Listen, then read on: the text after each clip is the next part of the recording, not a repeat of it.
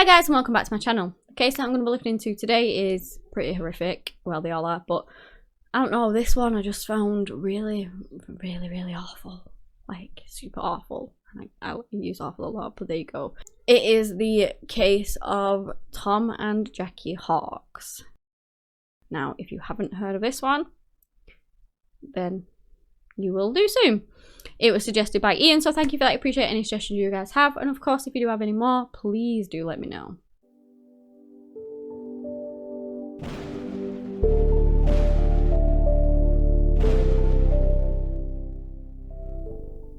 Thomas Charles Hawkes was born on the 24th of December in 1946. He, at some point, met a woman, I'm not sure what she was called actually, to be honest, and they ended up getting married. They had 2 children together, 2 boys, and then at some point they decided to get a divorce, and Tom was the one that would have the boys. You know, he had custody and he would like raise them. He then moved from Del Mar to Prescott, where he bought this small little cabin, and he was said to be really good with his hands, like just so good at like DIY and things like that, where he literally quadrupled the size of this cabin. He added in a gym, he added in 3 bedrooms and a sewing room, which is crazy, but he was just really good with them. And now we go on to sort of 1986 when he meets Jackie in a chili cook-off. Jackie Ellen O'Neill was born on the 26th of April in 1957. She grew up in Mentor in Ohio and then moved to Arizona after high school. Now, she was married before to a man called Gail O'Neill, and this was a tragic accident. She was on the back of his Harley Davidson, and sadly a car pulled out on them and crashed into it in 1985, killing Gail, and Jackie barely survived that. Then obviously she met Tom, they started dating, and then they got married in 1989. His 2 boys lived with them most of the time, and it was said that Jackie was an amazing stepmom. You know, they literally called her mom. She just slotted right in and, you know, was just completely loved by his sons. And it was said that the couple were just so in love. Like, a kind of love that not many people would see. Just how well they worked together and how much they adored each other. You know, it can sometimes be quite a rare thing, but they had it. Now, one of Tom's massive passions was boating. He would have like trips the weekends and he would go on boats and things like that. You know, it was something that he really enjoyed to do. So as you can imagine, as he got older and he had decided, well, I don't know when they actually decided it, but the plan was they were going to buy this big boat and then they were going to go and live on it essentially and retire onto it. I believe they spent like $300,000 on this boat. I mean, they worked hard, really hard, both of them, all their lives. They were saving for this boat. I read somewhere that they invested really well in real estate. They ended up getting this money together and they bought this 55 yacht called the Well Deserved, aptly named.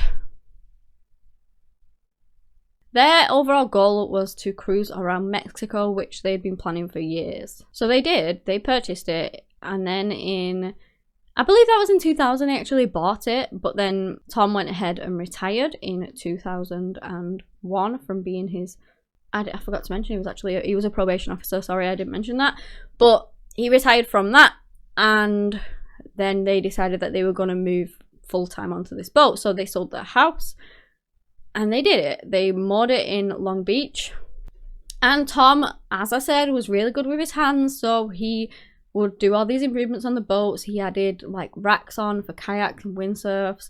He put in the latest electronics. He added a generator. He added something that I don't know what it is. It's a 400-gallon-a-day desalination system, something like that. But it basically means that they could go out to sea for months on end if they wanted to. So I don't really know what that is, but there's something to help them with that, I guess. In total, they spent about $50,000 on improvements to this boat, and they really took very good care of it as well. Like, it was always pristine. They really researched into what they were doing and exactly what they were doing and did everything perfectly, you know, and they kept their home tidy. It was said also by friends that they just took to living on a boat perfectly. And so off they went. They went traveling around. And then in October of 2002, The Hawks pulled out of Long Beach and off they went traveling.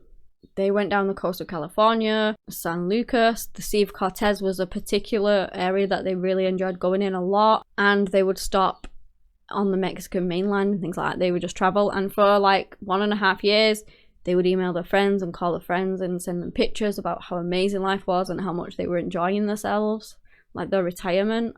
They went out swimming with whale sharks. They spent Christmas with a Mexican family. It was just once in a lifetime thing where they just went out and did it. Like, I remember reading somewhere that Tom said it was like the ocean was calling them and that they couldn't wait any longer. He also said that one cannot discover new oceans unless they have the courage to lose sight of the shore. And I just think that's so profound and just such a lovely, great attitude to have. Like, a lot of people, well, maybe not a lot, but some people would live in fear and would not want to go and make that leap, you know, because they're scared of the unknown and things like that, but they would just go for it, and they just did. They lived this life for about 2 years, and then one of their children, one of the sons, ended up having a son themselves. Well, obviously the partner of the son, not the actual son. Yeah. And they ended up with a grandchild, and now they decided that they wanted to move to Arizona. You know, boat life was hard work as well. They loved it, but it was hard work, and they wanted to now spend time with their grandson. So they wanted to be the grandparents that were there, not out gallivanting on a boat. So they decided that they were gonna sell the well-deserved, maybe buy some property in Mexico, because obviously they loved going there, but basically living pretty much in Arizona so that they could be close to their family and their newborn grandchild. So Tom and Jackie put in an advert to sell the boat. I believe it was $435,000 that it was in for. And he decided that he wanted to sell it privately as well. He didn't want to pay a boat salesperson to basically do it. They take a massive commission, you know. They wanted all of the money from it. They'd made a decent profit off it at that point. I mean, they'd spent a lot of money on it too. But they didn't want to do that, essentially. So they were going to sell it privately. He put out his advert, and then he got a hit on it. They went on their final boating trip in November of 2004 to Catalina Island because they had a prospective buyer for the boat. And then that was kind of the last that they were heard of. Family thought it was strange that they hadn't rung up to find out how the grandson was, you know. Nobody had seen them, nobody had heard off of them, and the family was getting worried, family and friends. It was very unlike them to not get in touch or not be able to be reached for a few days. And so Tom's brother, I believe he was like a chief of police or something like that, called Jim Hawks. He goes down to the boat and he ends up leaving this note on it to ask, because obviously everyone knew that they were selling the boat. So why on earth they'd sold the boat, but then where the heck was Tom and Jackie? So he leaves this note on saying, like, to the new owners of the boat, please can you get in touch with me, kind of thing. I'm looking for the Hawks. And also one of his friends had driven around previously around the boat and had a look around because it was anchored in the bay. There was just no sign of the Hawks. So he went and looked around, but he thought something was really strange straight away because the boat, the dinghy was left on the side with like tied up very sloppily, and there was a few things that you're not supposed to do that was done. So that looked strange anyway, because the Hawks knew exactly what they were doing. They wouldn't do something like that. So, and then they go around the boat and there's like this towel hanging out the window. Just things looked off. It was not normal for the Hawks. They, like I said, really took care of their boat, and it just seemed to be in a bit of a, not a super mess, you know, things weren't everywhere, but just messy enough for this friend to worry about them. He asked around to see when the last anybody heard from Tom and Jackie was, and it was basically the day that, so what I actually neglected to mention, I'll get more into it in a minute, they took this boat out, the new prospective buyers, for a test sale, whatever. So that was the last time that, you know, anybody had heard of Tom and Jackie, when they were on this boat testing it out for the new buyers. And that was on the 15th of November 2004. So you're thinking, like, you know, suddenly Tom and Jackie have gone missing. These new people have bought the boat. Did they have something to do with it? I believe straight away, friends kind of thought that they had gone on a trip. Maybe they went to Mexico because they went there a lot. You know, maybe they just were celebrating the windfall that they had sold this boat and they'd got all this money from it. and they were just, I don't know, having a good time. They just went for a drive and that was all it was. That's what people hoped at the very least. But obviously the family are getting worried. They're gonna start looking into it, aren't they? So going back to the note that Jim left, it didn't take long for this woman called Jennifer De Leon to call Jim and tell him that she was one of the new owners of the Well Deserved. She said, we bought the boat off her and a fella, and then Tom and Jackie just simply took the cash and off they drove, and that was it. She actually mentioned something about that she wanted to talk to him as well because she needed like an instruction manual on the boat or something, which I don't know. Then she mentioned something about Mexico. Obviously at this point they begin looking into it further. They're looking into the bank accounts and things like that, and there's no activity whatsoever in the bank accounts. So if they've gone on a trip somewhere, why are they not using any money? Well, I know they've got like this massive lump sum of cash, but you'd think if they had all this cash, they would deposit it. You're not going to be walking around with nearly $500,000 in your pocket. You know, you'd want it safely away. So why was there no bank activity or anything like that at all? The family knew that something wasn't right. So what had actually happened, this Jennifer De Leon, she was married to a man called Skylar De Leon. Skylar De Leon had these big dreams, you know, and none of them would ever play out. He went around telling people that he was a child actor, but he was like an extra in Mighty Morphin Power Rangers in the early 90s. You know, it wasn't anything huge. And he originally wasn't even called Skylar De Leon. He was born John Julius Jacobson. There's a lot of J's in that. I mean, I'm not going to go too much into his life. He was in the Marines for a stint and would sort of... He was a guy who would... What's the word? Embellish all of his stories. Like, he said he was this natural born killer and he was literally in the Marines for like 2 weeks before he left. Went AWOL, I believe, so yeah. He apparently cut off contact with his relatives and things like that after that, and then suddenly he appears like 2 years later with a new name, Skylar De Leon. He has a child with a woman and she's also pregnant, which was Jennifer De Leon. So now bearing in mind all of these like information that I've told you, Skylar was 26 at the time and he is put in to buy this boat, $435,000. Now, obviously, Jackie and Tom were a little bit confused, like, how has someone so young got all this money? But he embellishes everything, so he was going on about how he's a child actor, how he invested well himself in real estate, things like that, and that money wasn't a problem. You know, you could pay in cash, and that was that. Like I said, they were skeptical, but for all they knew, it could have been true. So they arranged to meet. Now, originally, they were very wary of obviously Skylar, and what he does is so sly and so conniving to try and get the Hawks to trust him more, is bring his child and his pregnant wife to their first meet. So they're seeing this guy as this loving family man who's got a kid with another one on the way, a wife. You know, maybe our suspicions about him being so young and having all this money are incorrect. Maybe he is the real deal. So he gains their trust from that, which is so devastating, especially when you consider what is about to happen. So then after they had this first meeting where, you know, they got the good impression, they said that they wanted to test drive this boat before they fully bought it. Obviously, they'd made this nice impression. He thought that he was a good kid who just wanted to buy the boat. Everything was legit. So they decided that, you know, they would go and take the boat out for a test drive, allowing them to do so. But this time, his wife and children did not come. He brought instead 2 men with him. He introduced one man who was known as J.F. Kennedy by the people around him as his accountant, and he also had another man with him, Alonzo Mccain, who was 19, I believe. Now, John Fitzgerald Kennedy, JFK,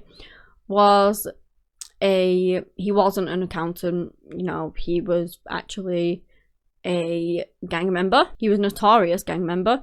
I believe he'd been done for murder before. You know, he was a big guy as well, like a big stocky guy, because you've got to think Skylar was pretty small. Alonzo was also pretty small, and Tom was massive. He was a gym buff.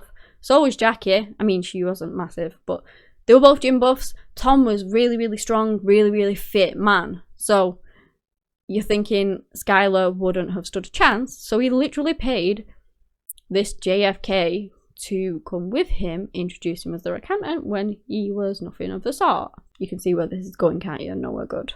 So out they drive to sea. Jackie at one point calls her friend from back on the shore called Carter Ford and says that basically we're still out at sea. She doesn't know what's going on because this is a very long sort of boat test. And then that was the last that anybody had heard from them. So obviously everything is super suspicious about all of this. The police begin looking into it and they are just hit with like dead ends. They go to the boat. There is nothing really there, but they do find a receipt which sort of sparks up curiosity straight away and worry, because on this receipt there's things like bleach, bin bags, and something called Tom's, which is apparently for, like, I don't know whether it's for seasickness or literal just sickness. But the police were thinking, why on earth would you need bleach and bin bags? It wasn't really, they had suspicions, let's just put it that way. So they go pay Skylar and Jennifer a visit and they produce these documents, which everything seems so legit in this. It's crazy because they have documents that both Tom and Jackie Hawks have signed of the sale. They're legal, they're notarized, everything seems legit. And so they do end up interviewing him, Skylar, and basically ask him where he was able to get the money to buy this boat. And he basically, in an interview with the police, says that I believe he was done for robbery or something previously in his life. He's been done for a few things. But it was like from that, and then it was money laundered. So he admitted to money laundering, which of course is illegal. But they just wanted to know where Tom and Jackie was and what had happened to them, basically. So that was kind of on the back burner at the moment. But that's basically what he said. That it was either drug money or money laundering from when he robbed the bank or something along those lines. Not robbing the bank, I think it was an armed robbery. I don't know. But he sticks to his story, saying that, you know, everything was done legitimately. They have the documents there as proof. He gave him the money and off they drove. He said that he didn't see them again. The thing that was very strange here, and I mean, it obviously sends up red flags straight away, was that the Tom Hawks and Jackie Hawks had given these two random strangers that they had never ever met before power of attorney over their finances, which is just completely absurd. It makes no sense whatsoever. So when they asked about that, he was like, oh, they wanted to buy a house in Mexico. You know, it's this really complicated process, so they give us power of attorney, I can't, yeah, whatever. Because they were gonna let them do it all. I don't know. But the problem with it is that they sent this, they spoke to the notary that had witnessed it, and they stuck to the story of, you know, the same one as Skylar. They sent off the paperwork for handwriting analysis against Tom and Jackie, and it came back that those signatures were Tom and Jackie's signatures. The only thing that they found was that Jackie had actually signed it Jackie Hawk, and she was called Hawks. And then an S was put on the end, and that was different to her handwriting. So that S was put in later. Jackie had actually signed it, missing the S. Which was strange. Like, why would you do that? You know your own name. You know it's got an S on the end. You'd sign it like that. But everyone was sticking to the stories that they were telling. Also, one thing I forgot to mention, when they went and spoke to the notary, they asked them to describe Tom and describe Jackie. Now, this person described Tom to a T, but they described Jackie as having sort of shoulder length, curly, brown, dark brown hair. The thing was, though, when they moved on the Well Deserved, Jackie cut her hair and dyed it blonde, and she basically had it so short that it was like spiked up. So the description of Jackie was not correct. It was incorrect. You know, why were they describing her as having this longer brown hair? It was weird. But again, everyone was just sticking to the stories that they were giving. Then they found another name on the bill of sale, which was a witness, which was Alonzo Mccain. Now, he actually worked in a prison, and when Skylar was in jail, that is how the pair met. The police go to speak to Alonzo, and he tells them the exact same story. Nobody seems to be wavering off that. And it was just really, really strange. At that point, the Hawks' car was missing too. So did they really just literally give these people the power of attorney, sell them the boat, and drive away? Like, why have they not contacted their family for 2 weeks. But, you know, where are they? What is going on? So anyway, the police have no idea. They literally just, everything that they do, they come to a dead end, and nobody seems to waver off the story that was being told. So they decide to turn to the public. They put one of the sons in front of the public eye. He's pleading for information about his, you know, his parents, his dad, his mom, asking if this 1998 Honda CIV could be seen anywhere, just basically pleading for any information with this Arizona license plate. And it actually worked. Some American citizen who was down in Mexico, I believe they were living in Mexico at the time, rang the police and basically said, like, I've just seen the news of this guy looking for her and I'm staring right at it, it's outside. So the police think, oh my god, we've finally found him, like, thank goodness. We're hoping that it was Tom and Jackie, and it was down in Mexico, so they're thinking, well, maybe this story is true. They go down there and they end up, like, knocking on the house of where the car's parked outside of, and it was a Mexican.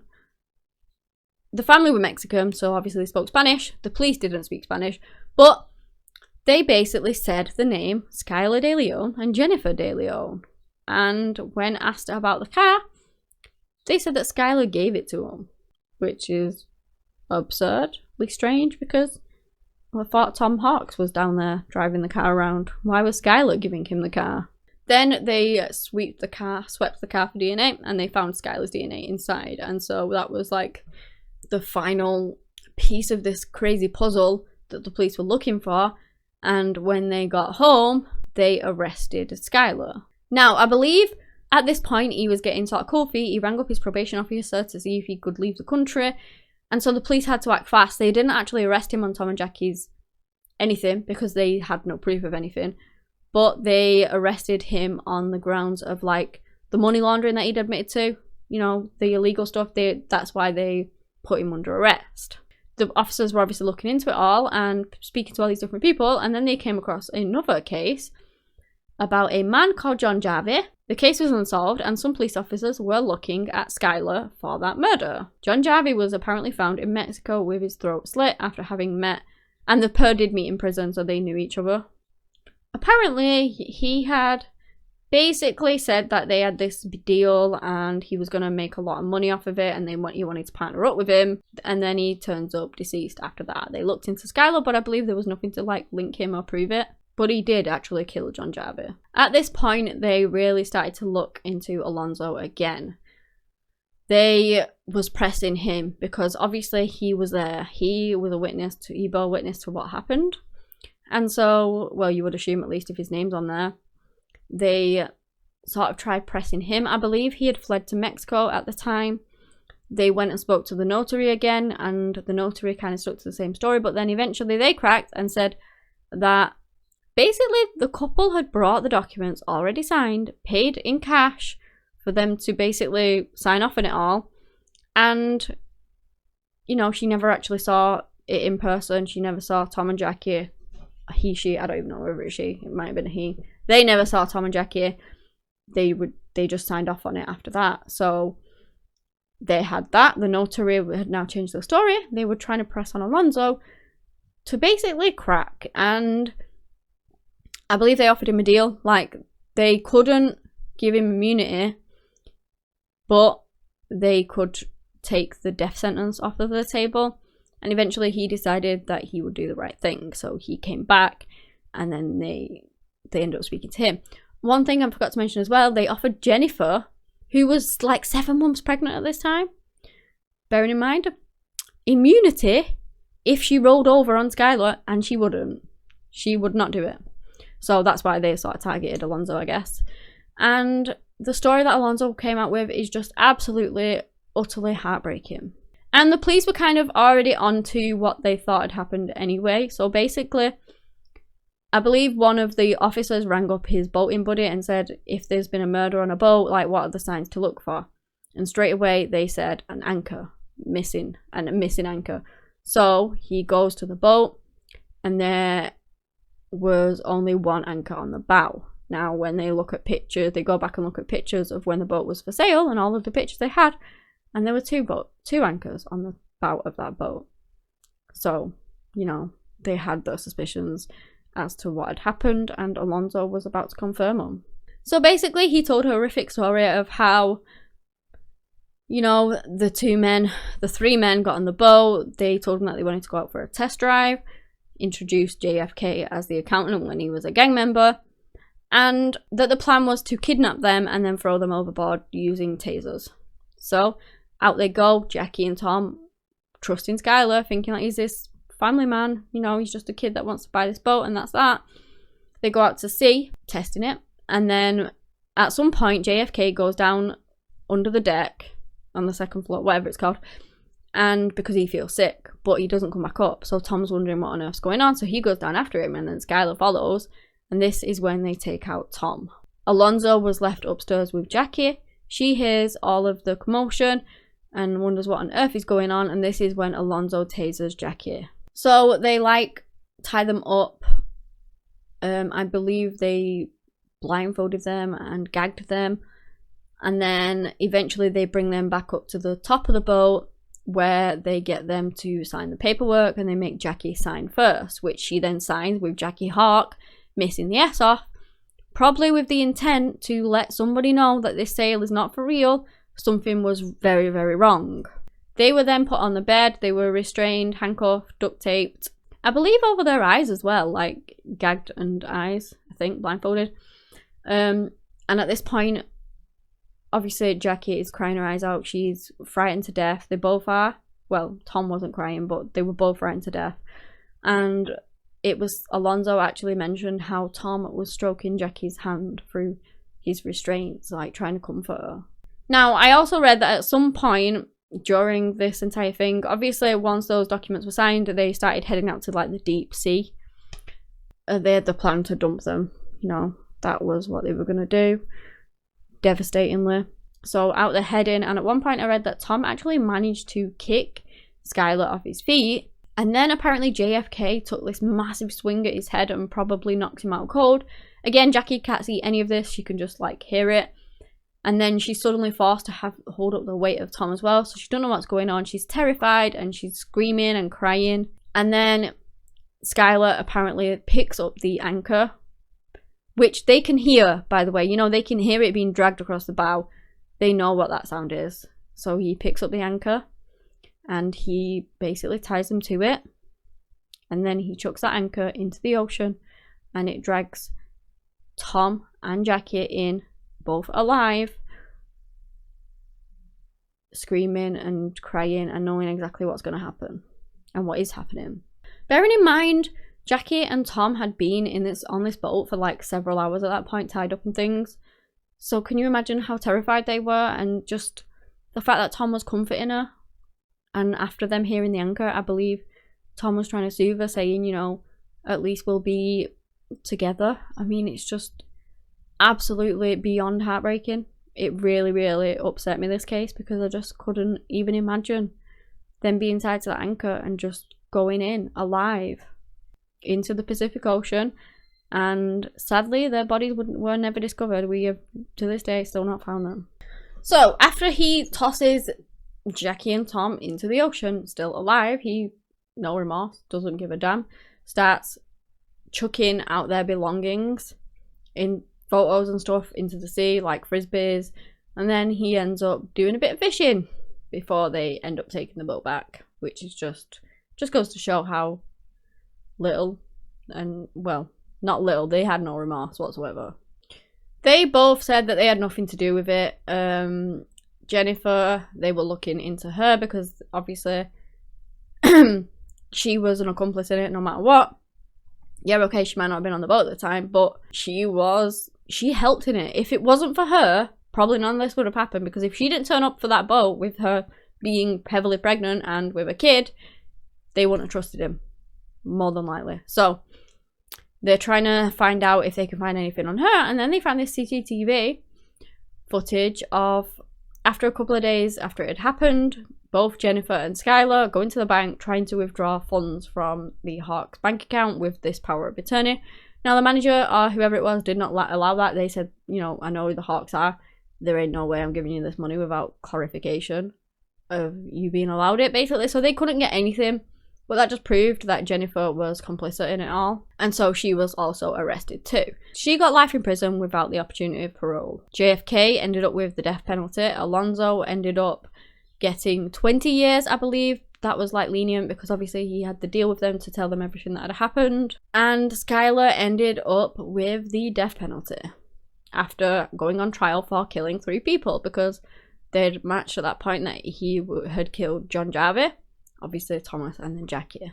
And you may at this point be thinking, why on earth has this person who was young, you know, at the time he was 25, they were a young family, what motive would he have to kill these people? Jackie at the time, I forgot to mention, was 47 and Tom was 57, so, you know, they still had so many more years in their lives. They wanted to move back to be with their grandchild and watch them grow, and he stole everything from them, and it's so horrific. Matt and Ryan ended up without any father and stepmom, and it's just awful. But what is the motive behind it all, you may be asking? Well, Skylar wanted to become a woman. He wanted transgender surgery, and that's why he did it. You know, he couldn't afford it. At the time, they were living in his garage. Not his garage. I don't know whether it was her parents' garage or his parents' garage. I think it was her parents' garage. They were like 80k in debt. He'd already put £500 down on a surgery, but didn't have the rest of the money for it. Obviously, things like that are very expensive. And, you know, that was the reason. Whilst in prison, he ended up talking about how he didn't want his junk anymore. And he went on about it so much that in the end he ended up trying to cut it off himself. Which, ouch. Now, I'm not sure whether the state ended up paying for his transgender surgery, but he is now a she.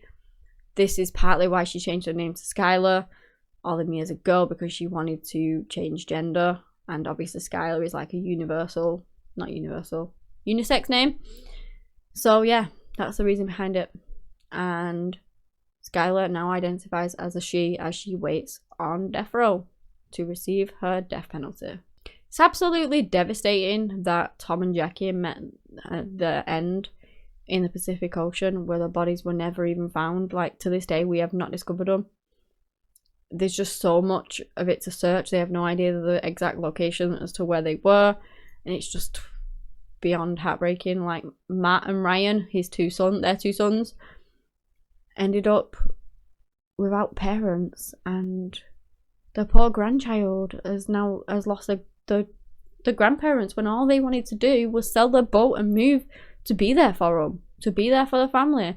And now the family has this massive hole in their lives that just, and under such horrible circumstances. Tom and Jackie were so brave, like how he comforted her in the end, knowing what was going to happen. It fully breaks my heart. But yeah, that is the end of the case. If you guys have enjoyed this video, give me a big thumbs up, subscribe to the channel for similar content. Anyway, that's all I have today on the case of Tom and Jackie Hawkes. Thank you so much for watching, and until next time, bye.